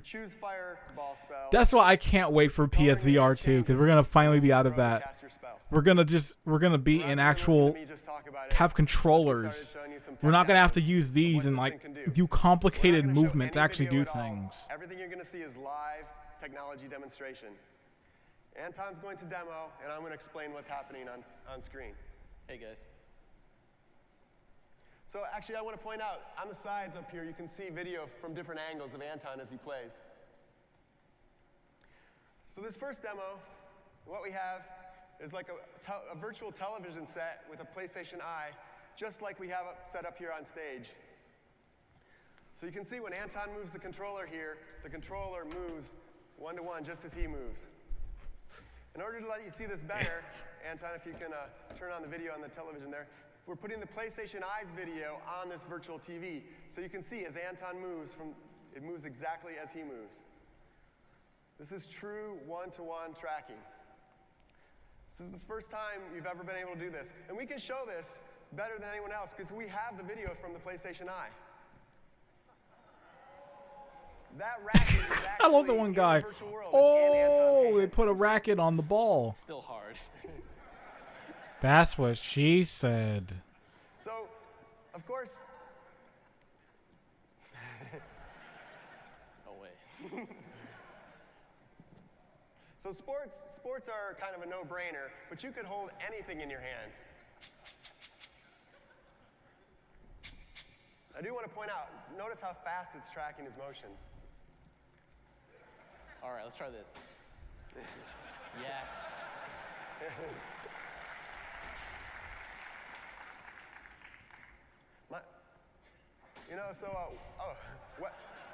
Weapons are always good. Especially large ones. Honestly, it is mostly one-to-one. Maybe it worked differently. I never actually used the move when it came to PS3. It wasn't until PSVR came out where I actually bought secondhand moves for it, just so I could actually like use it, like the wands. But like I will say, for the most part, it does work pretty well, except when you get out the camera. The tracking on it can get really bad sometimes. It depends on the game and the lighting situation, because it like bases it off of like the wand and like the color of it as you're tracking. It kind of is bad because then you lose track, and especially with how PSVR is, where like the front of the headset has the lights on there for tracking, and because of the wand also having light for tracking, what ends up happening is that when you're playing a game, your move controller might get in front of this tracker, and it doesn't know what to do. There's two different light sources it's trying to track, and your controller might be right here. Then suddenly in game, it's like it goes like south, and it's really disorienting. Gamers games, we think that'll be a great use of this controller too. So if you want to switch to first-person shooter mode, Anton can actually move around the room and point and shoot things. Well, that's actually kind of cool right there. My hands weren't so jittery I could actually hit something. We learned from iToy that buttons are needed for some experiences. There's some experiences you can do without them, but some experiences there's just no other way to do. Is that like a little jab at Microsoft? Some experiences you need a button to do. You look like an idiot if you were in a room like. So let's see what. Anything else? We got one more thing. This is always difficult. Oh yeah. So Ugh, you can imagine did you hear him go like, oh yeah, like, ugh, why do you do that, dude? Now, we're gonna Why did he kind of go like, oh yeah, like, what? This next demo, it may look simple, but it's one of the hardest things to do precisely. Anton is effectively reaching into the scene, bridging the gap between the real and virtual worlds. This is the foundation for the ultimate sandbox. You could build anything in this. The game development is really excited about this because the possibilities are limitless here.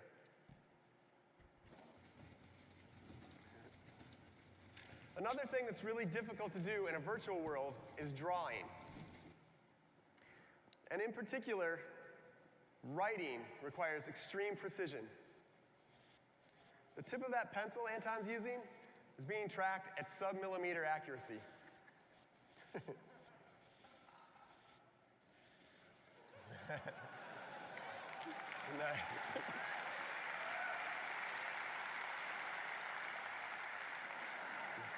So the pencil shows off the precision really well, but for something a little more artistic, Anton's going to move on to some more paintbrushes here.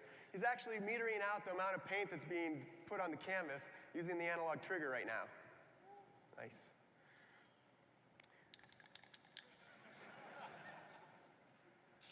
For something like a spray paint can, the angle actually matters of what he's doing here. Ooh, dripping right down the wall there, nice. Yeah. Of course, you know, if you just want to mess around. You can do that too. So drawing is a kind of fundamental capability, but it doesn't have to be used literally. Let's see what else we got. You could use it instead, say, to lay out a path of objects. I'll help it out. It's like some of the physics stuff in here is pretty nice. In that, because obviously these are just tech demos to showcase what the move can do. Other things that use drawing are definitely going on pretty long. I will say, getting a little bored with this segment. We have an interface on a console that lets us do real-time strategy. Here you can see Anton's lassoing troops, and then he draws a path for them to follow. It's like it's not too bad, but there's like no game. There's probably no game that did that. I know there's a bunch of these when PSVR came out, of like these top-down tactical games where like you control squads and all that. But I don't know if they ever did anything like that for PS3 with the Move. All right. Anton's gonna set up the next While they're demo. still We're cheap, gonna I should shift gears actually here a little bit. get We're the gonna step out of PlayStation our 3 room camera and move get some into Move a games. I should virtual check them arena. out. While these Then we're moves gonna actually change still character work, control, because actually. at some point these batteries are gonna die on them, and it's probably just gonna be dead. It's gonna be a dead paperweight. Sword and shield, he moves them exactly as I do. Hey, everybody. I know this this is no good this if like you can't thing do went on to that Sports Champion game. So we've all seen. And the thing is, there is some Move games that I actually do want to play. Anton's getting here with the There's this one Move game where like you have like magic and like you have to do these like wand things. And I even remember at the time watching a demo, I was like, that's actually a pretty cool game. But I never got around to playing it. This is one of my favorites. And if I remember correctly, that game is actually expensive now. It's like almost $100. So I'm kind of out of luck there for it. I'm curious if this is the show where they do it. But if it is, I'm also worried because I remember there's one E3, there's one demo they did that went on for legit 20 minutes. They had like some technical issues with it. And it went on so long. I'm hoping it's not this one. It might have been 2011, but I can't remember. Now we've shown you, you can see one-to-one Anton's hands moving, and the virtual hands move exactly as he does. You can point and throw, no problem. You could reach around an enemy that's coming at you. This really was the motion control year for E3. It's like Microsoft announced Natal, PlayStation announced Move. And it goes back to my thing is like in the entire gaming industry, everybody steals from another in some way or another, or borrows heavily from what a company is doing. And you see it from like bigger studios, you see it from smaller games, bigger games. Because like you see Wii came out the motion controls, changed the game with the Wii and everything. Then you see like a few years later, now Microsoft's in the motion control game, and you see just a few hours after the Microsoft showing, or like a day later, now Sony's got their head in the motion control game with the Move Wands, which seem like very big, kind of trying to stall on like the Wii of like, well, they have their remote, we have our wand, of just kind of going for the motion controls. You know, 360 had achievements, and then PlayStation went and did trophies. So like they all borrow heavily. You can kind of just keep going on this kind of comparison like all day. There's so many examples. Anton's actually dropping down to one knee, Robin Hood style, to finish this last shot. Ooh. Camera has no problems tracking him when he does that. All right. Well, I hope these real-time tech demos sparked your imagination. It certainly sparked the imagination of our development community. We're looking forward to sharing more about the motion controller with you in the near future. Thank you, everyone. Thank you. Well, still not as bad as the PSVR demo they showed off at like, was it PSX or was it? See, not everything got out. What showing was it? Maybe it was Gamescom. They did like a live demo of like PSVR, and it's like VR is so hard to demo because how do you demo it?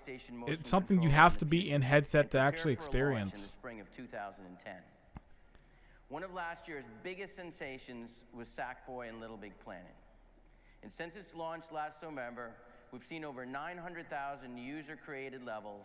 The most controversial game, Little Big Planet, that got taken off store shelves within a week of it coming out, due to that one song being in there. And lots of new licensed content.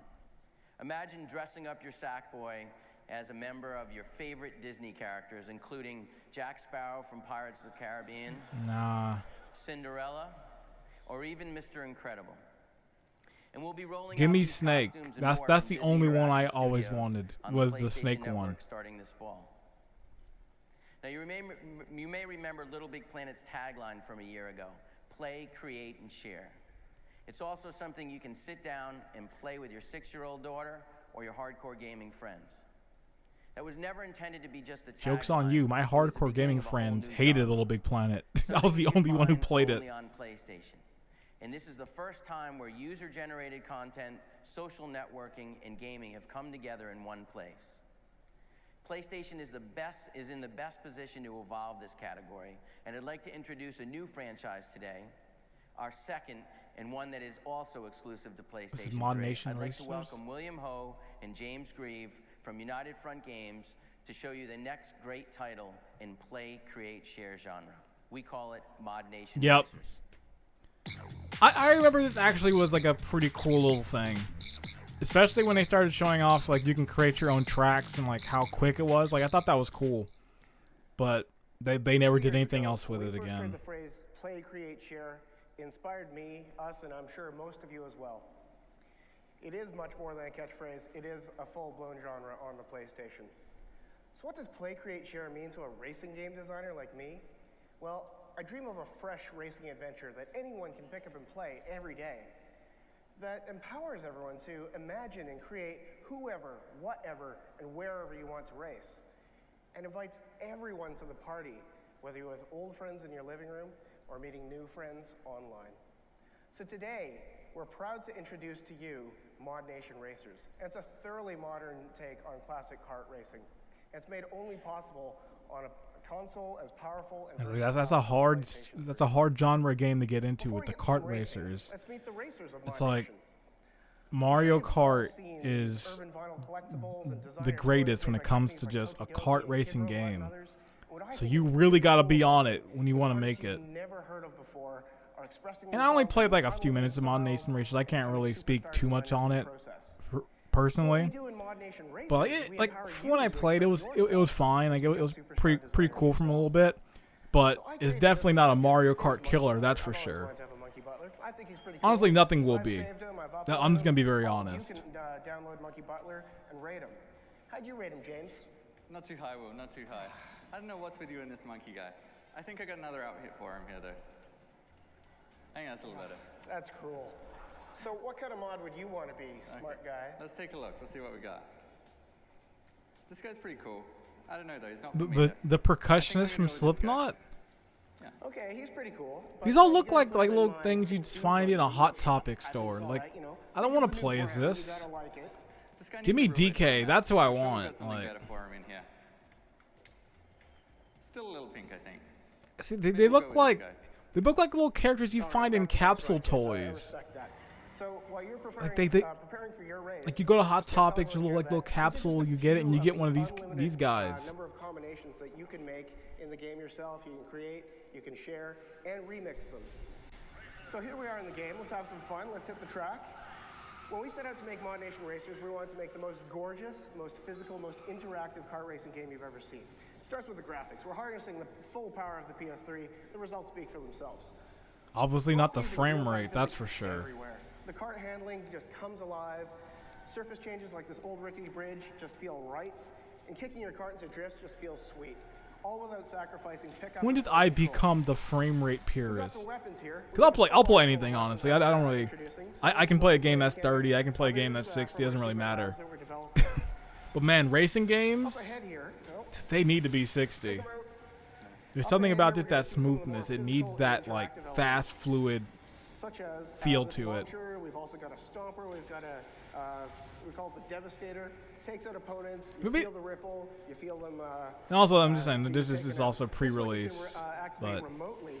And, learn to drive, Coda Boy. Come on, who's playing? Get me on the game. I wouldn't be messing up like this. This track was made using a tool we call Track Studio. We wanted to empower racers like you to become creators yourselves. It's ridiculously easy to use. We're going to show you how it works. We're going to blow away that track, which was made in Track Studio. We're going to start a brand new track. We're going to try to do this in record time in under 5 minutes. Are you up for it? Let's see how we go. Let's see how we go. So the reason why it's ridiculously easy to use is because we let you create by playing. And James is going to tell you what he's doing here. Like Will said, this is super easy. We're just using regular driving controls here. We've got elevation on the right stick so we can make some hills. And it's smart enough that if we cross over the track, it's gonna put in a little overpass or something for us. So we're gonna keep this track pretty short, I think. Just make a little straight here. And then we'll bring it back to the finish line. We just have to drive back through the finish gate to close this off. All right, bring it home, James. So as he closes the loop, what's happened here is in seconds, he's actually made a brand new functional racetrack. And as he enters test drive mode, we spawn AI opponents and he's racing and he's finding out how fun his track is right away. How's it feeling? Feels pretty good, I think. Feels pretty good. We better dress it up though. All right. So, that's pretty nice, I will say. Dirt roads to our track? I think so. We've got something here for you. So we'll just select dirt from our palette here. And this is as simple as just dragging it out over the track. We can change the surface type. Definitely the game that like took this to like a huge extent, Trackmania. The Trackmania game, in terms of their customization with like stuff, it gets pretty wild with that one. And just start pulling away here. This is really satisfying. Bigger. I love big mountains. They remind me of our home in Vancouver, British Columbia. They're beautiful mountains there. Nice. I wonder how much this game goes for these days. I think we can do that as well. I'm curious. Brush around and we'll just drag this out through here. And then we've got a lake for these guys. I think one last thing we're going to need to do here, though, is we're going to have to even out this hill here. So just make the brush a little smaller. And once again, we can just drag this around and we'll bring up like $13. And we're all good. That's 17. One last thing while we're here. 14, yeah. We've got a ton of I might pick this game up, honestly. I might give it a try fully. And we can just spray this down like this. I kind of like this crater option, like this crating thing, like it. I think we got something here. I remember something I thought was impressive with it. I'd have to play it to see how feel-wise it feels on the driving part again. But I'm like, I just like when a game has like a crate mode option, especially when it's really intuitive. Because sometimes like they'll have those crate options, but it's extremely hard to figure out some stuff to do in there. Honestly, Little Big Planet, as much as they say, play, create, share, the creative mode on Little Big Planet kind of is a little tough. If you want to make something that's actually like decent. So now we're just going to fill in the middle of the track as well, I think. There we go. That's awesome. I think that's probably pretty good. You know me, I'm kind of a reckless driver, so we need some objects I can smack through and maybe some weapons that I can pick up. I think we've got something here. We'll go with some safety cones around the inside here. That should make it nice and fun. And then I think we'll do a couple of weapons on the dirt section. So we'll just come back through to here, select our weapon pickup, place a couple of these down, and I'm going to drop in a little extra for myself just in case I get in trouble in this race. Cool. All right, I think we have to hurry up. Time's ticking. One more thing. Okay. I've got to drop in some of these little guys. I love these little guys. James. You have to forgive my friend. He's from Australia, so we'll indulge him. Damn. I like mountains, he likes sheep. Okay. Damn. Touches. Okay. If you're in Australia, you ain't getting any love at this place. So we'll just, whoa, that's a little too high. We'll drop that down a bit. That's about right, I think. Last thing we're going to do here is we're going to put in a bit of a sunset. It's always nice. So we'll bring the sun around to this side, I think. Just drop down a little so we can see it. Bring it down in the sky. That's probably a little too low, but we'll bring that up about there. I think that's going to be good for us. Awesome. So why don't you go into test run mode and see how it is. What's just happened, folks, is James has created an original track from scratch. It's fully populated, fully lit, it's fully playable within seconds. And now we're going to have some fun here. He can continue tweaking his track. That's pretty with cool. A whole host of tools. He can save it to the PS3 hard drive. He can upload it. Other people can play it online. He can even download it and remix it. Oh, these guys are tough. I'm going to have to take them out. I think you built a pretty tough track. You have to strike back with your secret weapon. Yeah. Nice.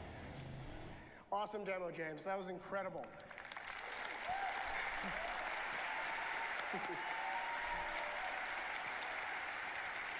To keep the faith there, James, even I didn't think you were going to get done in 5 minutes. But I do my best. You know, it would be amazing to see what you or anyone else here could do given more than 5 minutes on a stage here. So that's just a brief introduction to Mod Nation Racers. And the passionate team back at United Front Games in Vancouver is working really hard on dreaming up more features that we're going to tell all of you about in the coming months. But in the meantime, what really I'm curious how crazy some of those later creations got. I'm always curious as when the game is released in 2010. like, okay, just come on to that. I'm always curious, like in games where like have creation modes, like how far people push it and that.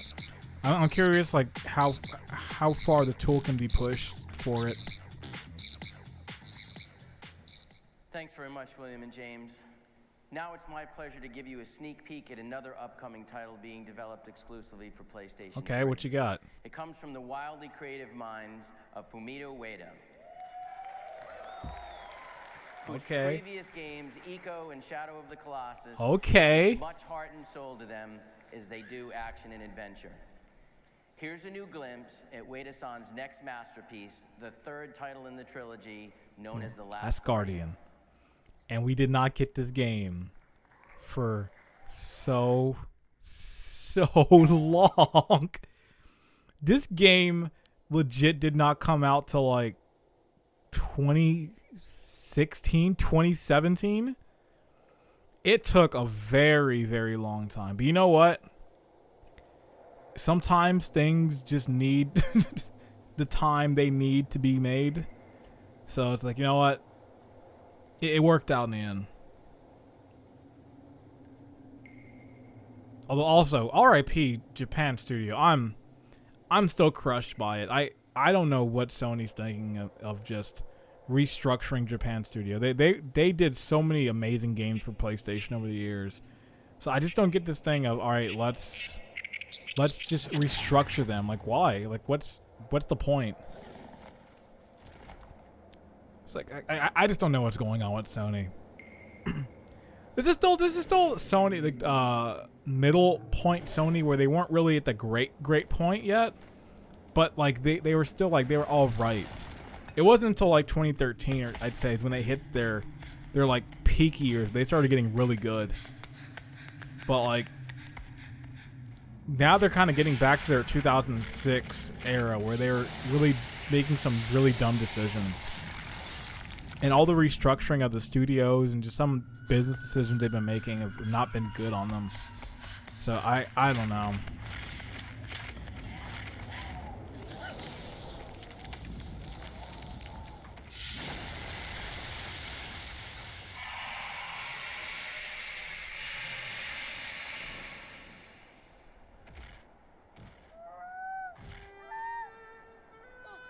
Yep, looks really good.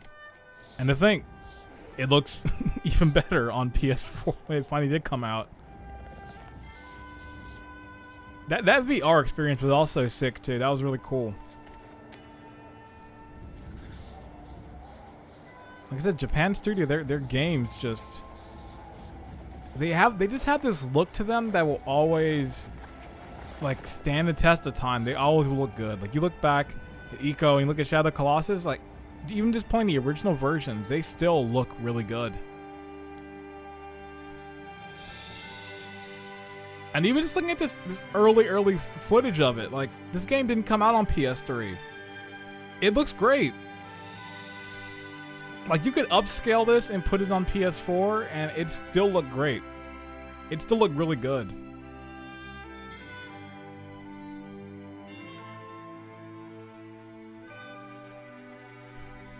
But we're probably not going to see these type of games from Sony anymore. Ugh.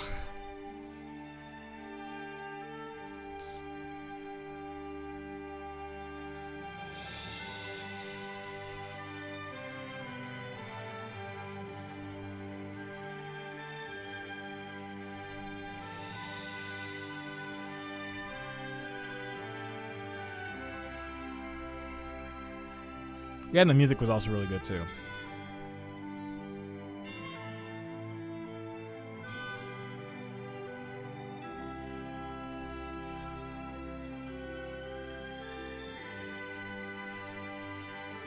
Yeah, watching this just makes me sad. It's like, man, like, why'd Sony have to do Japan Studio like that? Like, just in general, like, there's been so many great studios that have just been getting restructured or just kind of torn apart. Like Toys for Bob's got restructured, Vicarious Visions got restructured, Japan Studio, like Bink Studio is also getting restructured too. Like I just don't get this new thing of like a studio does great work and it's like, all right, let's put you somewhere else to not do new great things. It's like it's really sad.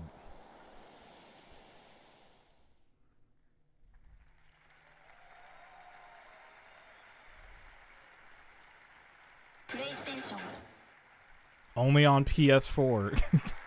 It was just like when they said Kingdom Hearts 3 is coming to PS3. That never happened. Or like Final Fantasy Versus 13 coming to PS3. Please feast your eyes on a short tease of Polyphony Digital's Gran Turismo 5.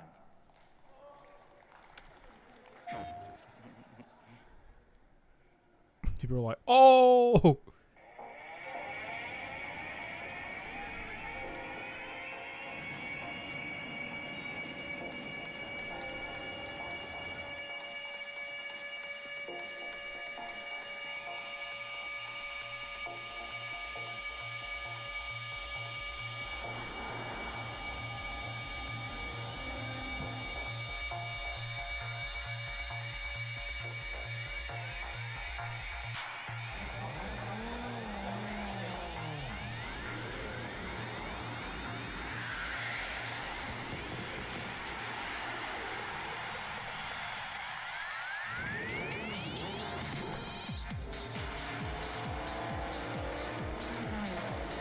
Good looking game.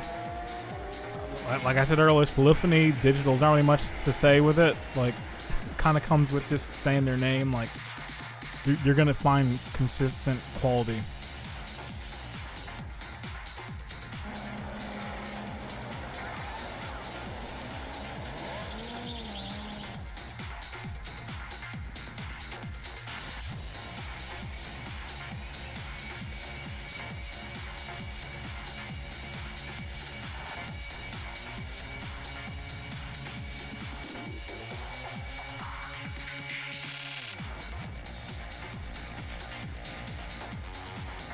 I like this song. It's pretty nice.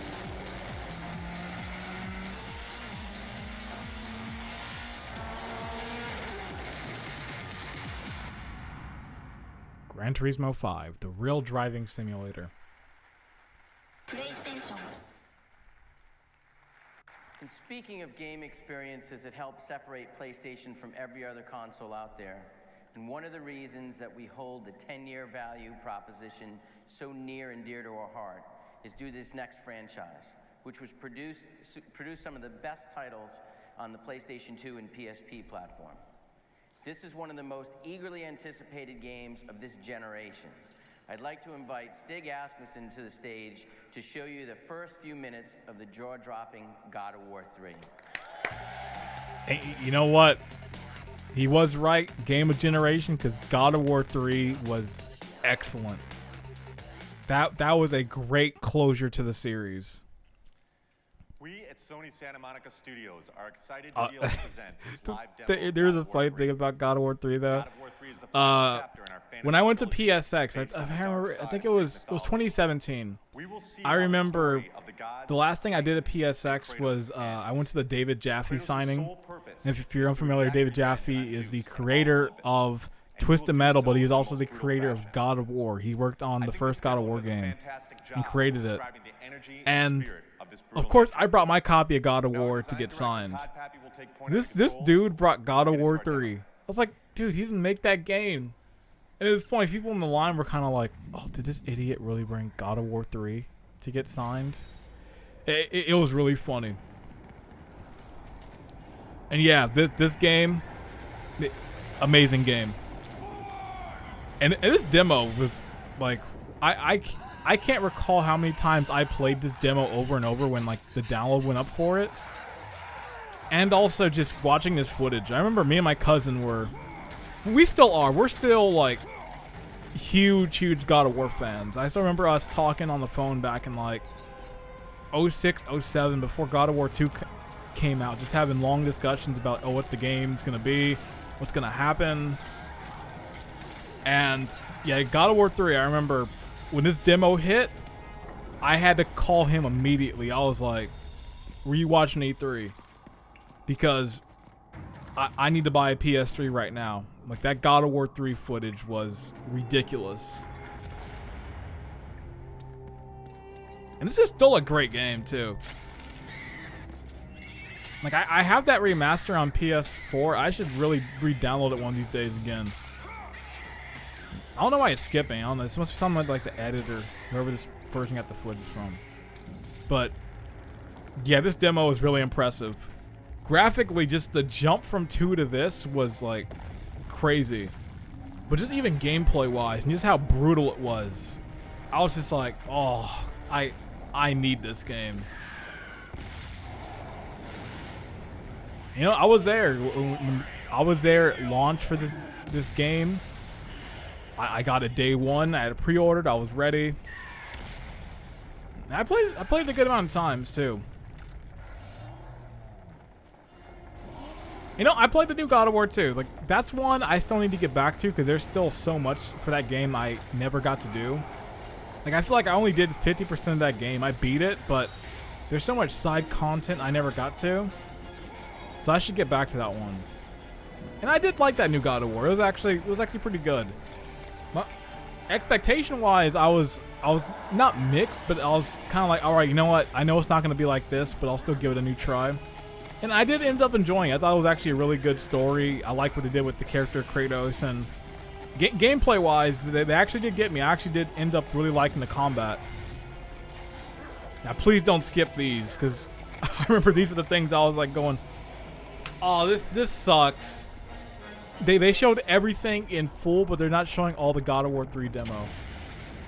That really sucks because some of the like the quick time event kills in this were like really brutal and really were my cementing of like, oh, I need this game. Especially like the one coming up. I remember even the audience reaction, you can like hear they're just like, oh, like even they were like, damn, this game is gonna be nuts.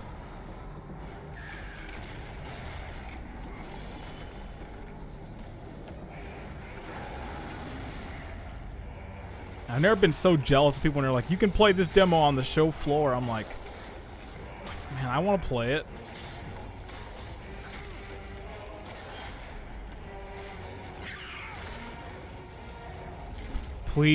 Please do not skip it.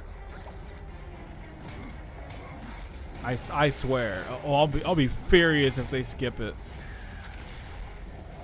And I know it's not a TV thing because I watched it on G4 and they showed the full demo as is. Yeah. Oh, this really stinks. Cutting the presentation here.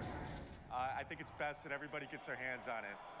But Yeah, I'm groaning like them. They cut the best parts of the demo out. An extra 20 minutes of gameplay so you can see how it ends. God of War 3 is due for release March 2010. I'm legit about to go watch the demo after this. Cause I need to see those moments. Like they were So keep in mind, when you're playing God of War 3, this is an experience that's not just exclusive to PS3, it's only possible on PS3. With everything you've seen here today, I hope you'll agree, this is going to be one of the biggest years in PlayStation history. Other companies ask you to imagine the future of gaming, and it's been our pleasure today to show you the future of gaming. It goes without saying that we're extremely proud of the lineup on our platforms this year. Now Sony's like, we want to get rid of the past of our gaming. We don't even want you to realize you had a PS3. PlayStation is synonymous with innovation and entertainment. Man, Jim Ryan sucks. Oh, man, what a terrible pick we intend to ensure that when you think for about president. great gaming, you think PlayStation.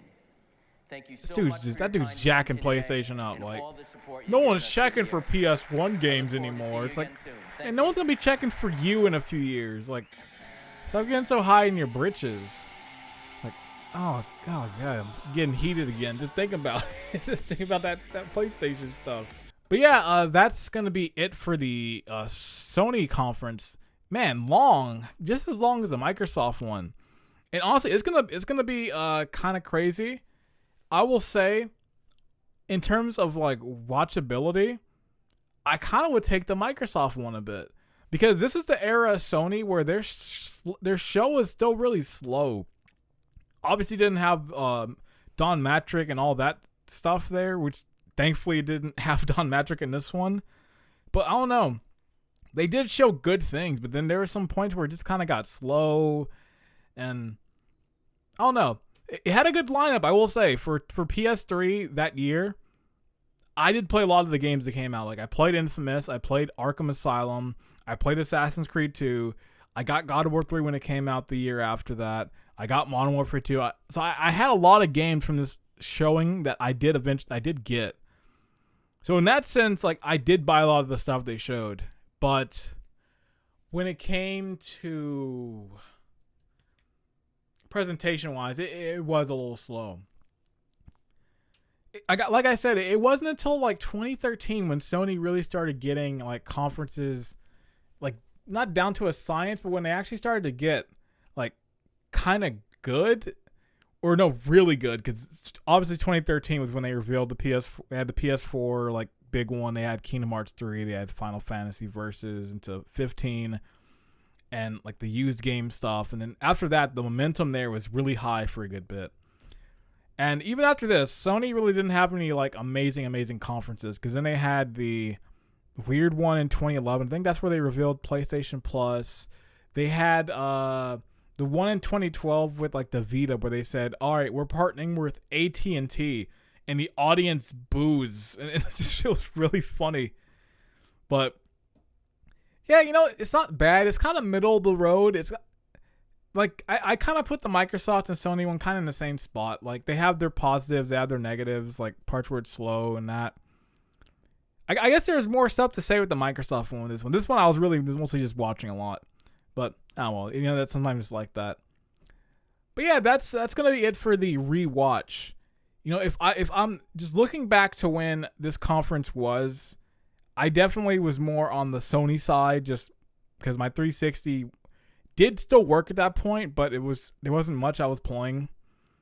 But once I got the PS3, then I was set. So yeah, I don't know where I'm going with that. But yeah, you know, this is gonna be it for part 2. The next one, we are watching Nintendo, which, you know what, I think is much shorter. It's not almost 2 hours long.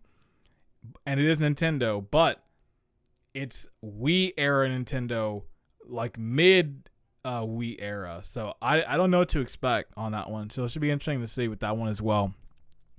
So thank you very much for joining me. As always, I'm John GWC, and I will see you later. Peace.